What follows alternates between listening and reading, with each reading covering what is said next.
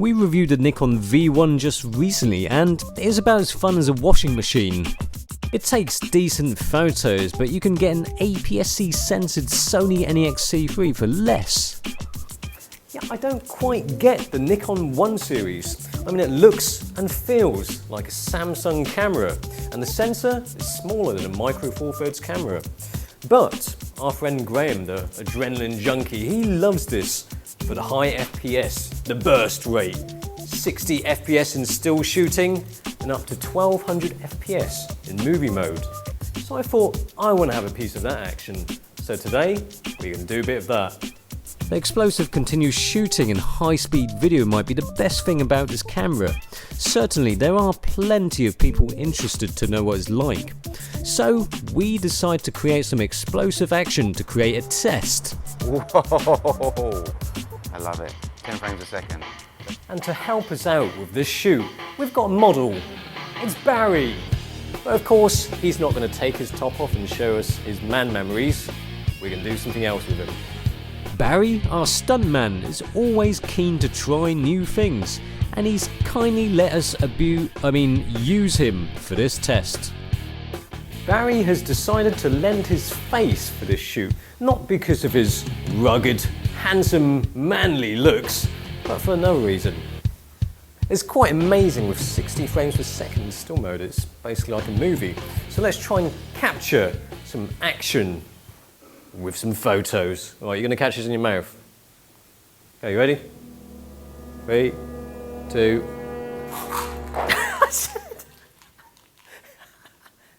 All right, and again, that didn't go too well. Okay, you ready?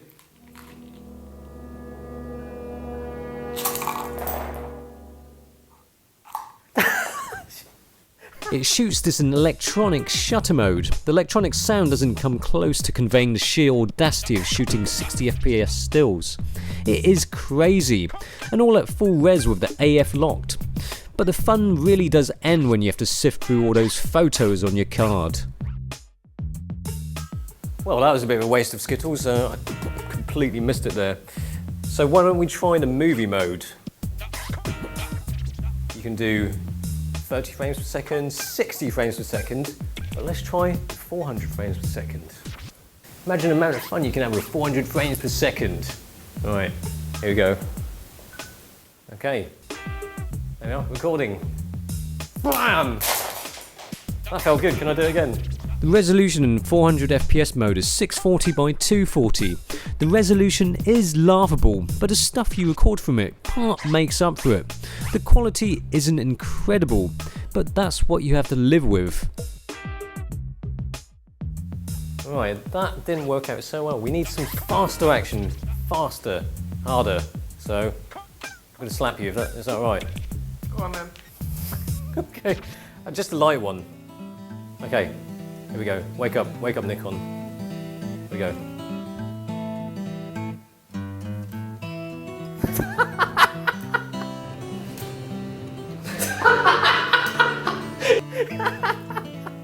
I enjoyed that. Can I do it again?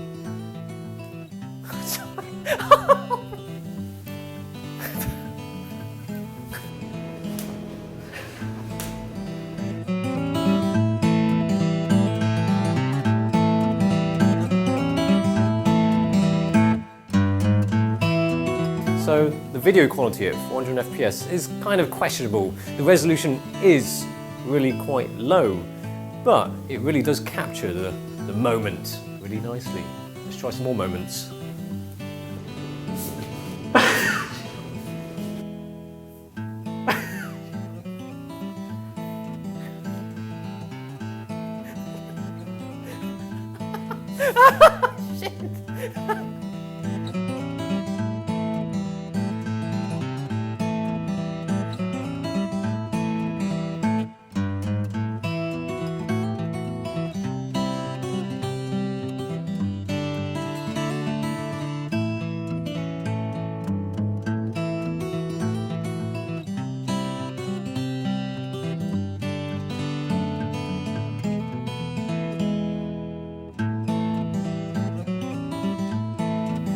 Shit. Let's wash it down with some water.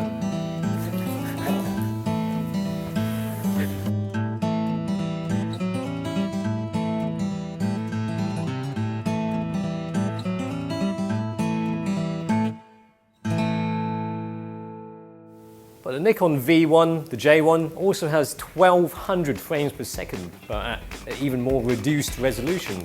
Let's see how that performs.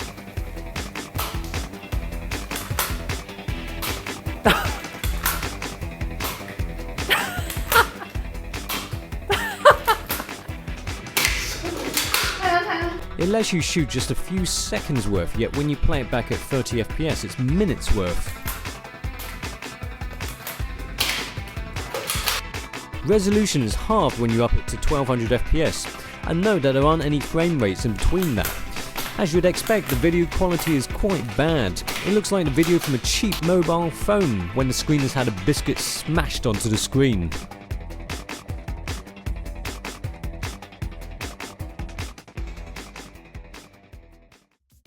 While playing with the high-speed video capabilities of the Nikon One may be a bit of a hoot, especially when you try to think of interesting things to do with it.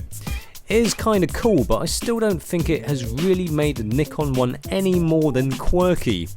It's different, but not completely innovative enough to make this more than an alright but expensive product.